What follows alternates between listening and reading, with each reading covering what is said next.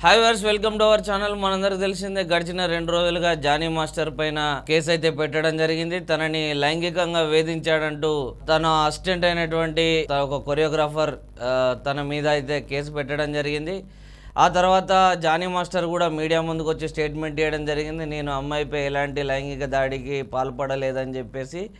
ఆ తర్వాత రాయదుర్గం పోలీసులో బాధితురాలు ఎవరైతే ఉన్నారో బాధితురాలు కేసు నమోదు చేయడం జరిగింది. తనని అవుట్డోర్ షూటింగ్లో ఉన్నప్పుడు ఒకసారి నార్సింగ్లో, ఆ తర్వాత ముంబైలో అవుట్డోర్ షూటింగ్ వెళ్ళినప్పుడు కూడా నన్ను గాయపరచడం, అదేవిధంగా లైంగికంగా వేధించడం జరిగిందని చెప్పి రాయదుర్గం పోలీస్ స్టేషన్లో బాధితురాలు కంప్లైంట్ చేయడం జరిగింది.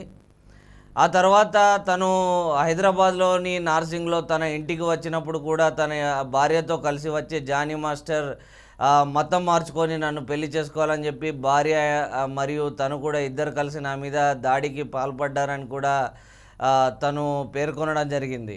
దీంతో దీంతో రాయదుర్గం పోలీసులు ఇది ఘటన జరిగింది నార్సింగి పరిధిలో గనక, తన మీద అవుట్డోర్ షూటింగ్లో ఉన్నప్పుడు నార్సింగ్లో లైంగిక దాడి జరిగింది కనుక ఈ యొక్క కేసుని నార్సింగి పోలీసులకు అప్పగించడం జరిగింది. నార్సింగి పోలీసులు పోక్సో చట్టం కింద మొత్తం 3 సెక్షన్ల కింద అయితే జానీ మాస్టర్పై కేసు నమోదు చేయడం జరిగింది. అయితే ఇదే తరుణంలో గత 3 రోజులుగా జానీ మాస్టర్ ఎక్కడా కనబడకుండా ఎక్కడో తలదాచుకున్నట్టు అయితే సమాచారం అందింది పోలీసులకు. అయితే హైదరాబాద్కు సంబంధించినటువంటి ఎస్ఓటీ పోలీసులు ఒక ప్రత్యేకమైన బృందాన్ని దింపి జానీ మాస్టర్ అజ్ఞాతంలోకి ఎక్కడికి వెళ్ళాడు, విదేశాల్లో దాక్కున్నాడా లేకపోతే ఇంకెక్కడన్నా పరారులో ఉన్నాడా అని చెప్పేసి గాలించడం స్టార్ట్ చేయడం జరిగింది. అయితే ఇదే విషయంపై జానీ మాస్టర్ గురించి మన నటి పూనం కౌర్ కూడా స్పందించడం జరిగింది. తన ట్విట్టర్ వేదికగా తను జానీ మాస్టర్ చేసినటువంటి లైంగిక దాడి గురించి ప్రస్తావిస్తూ బాధితురాలి తరపున వకాల్తా పుచ్చుకొని స్ట్రాంగ్గానే గట్టిగానే జానీ మాస్టర్కి అయితే వార్నింగ్ ఇవ్వడం జరిగింది.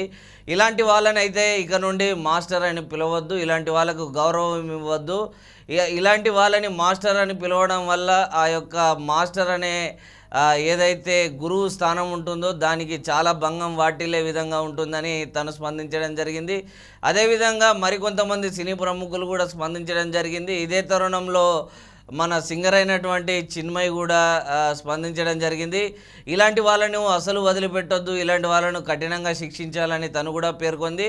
అయితే ఎస్ఓటీ పోలీసులు ఈ యొక్క కేసును దర్యాప్తు చేపట్టిన తర్వాత జానీ మాస్టర్ అజ్ఞాతంలోకి వెళ్ళి ఎక్కడ దాచుకున్నాడని విపరీతమైన గాలింపులను అయితే చేపట్టారు. 4 బృందాలుగా విడిపోయి అందరూ కేరళలో, బెంగళూరులో మరియు తమిళనాడులో కొంతమంది, అదేవిధంగా ఎయిర్పోర్ట్కి వెళ్ళి ఎయిర్పోర్ట్లో నుంచి ఏమైనా వేరే విదేశాలకు వెళ్ళాడని చెప్పేసి అయితే గాలించడం జరిగింది.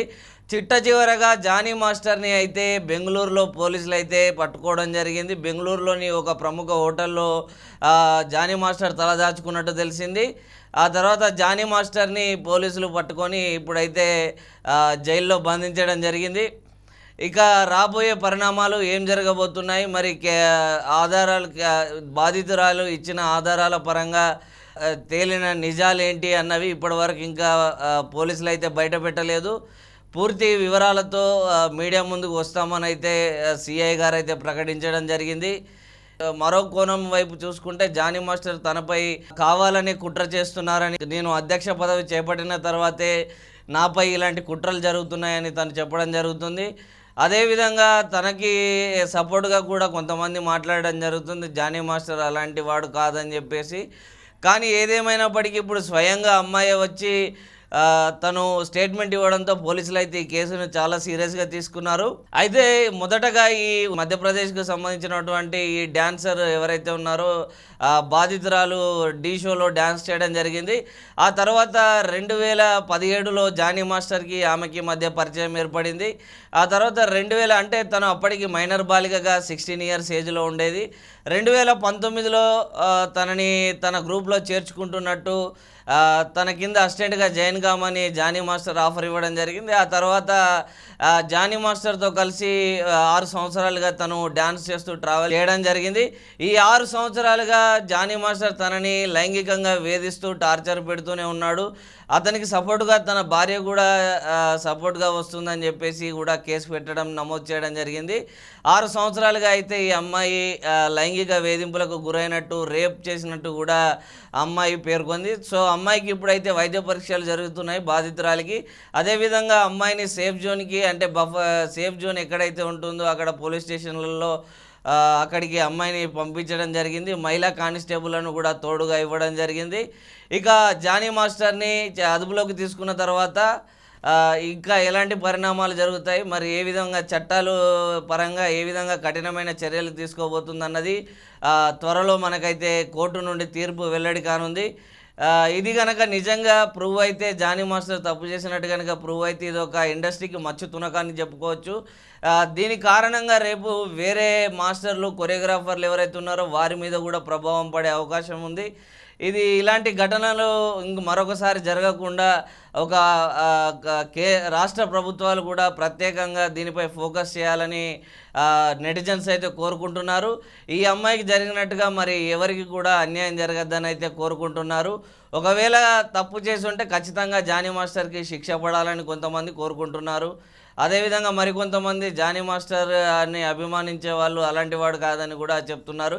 ఏదేమైనప్పటికీ పూర్తి వివరాలు వెల్లడైతే కానీ మనకి పూర్తి సమాచారం అందే అవకాశం అయితే కనిపించట్లేదు.